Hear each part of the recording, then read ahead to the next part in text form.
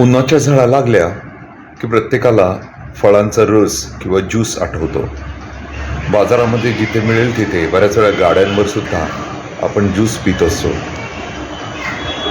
मोठ्या मोठ्या शहरांमध्ये अगदी 12 महिने सुद्धा सीझनमध्ये न आढळणाऱ्या फळांचा ज्यूस मिळतो. हे नक्की असतं काय हे आपण समोर पाहत आहात. हे मँगो ज्यूस हे पावसाळ्याच्या सीझनमध्ये आणलेलं आहे.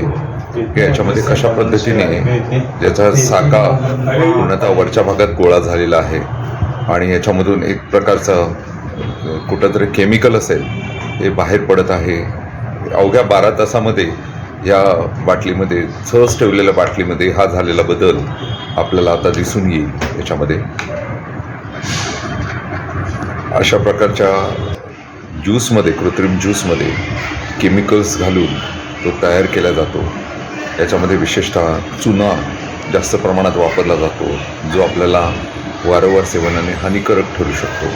त्याचप्रमाणे फॉस्फेटसारखे द्रव्य, मॅग्नेशियमसारखे द्रव्य वगैरे वगैरे वापरले जातात. हे अतिशय घातक आहे.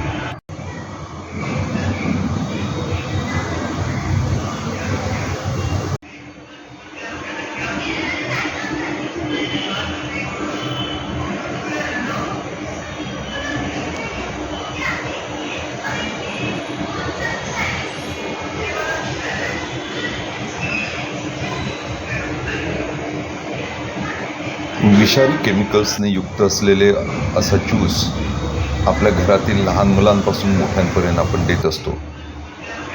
पण हे एक उदाहरण म्हणून आपल्यासमोर आणत आहे.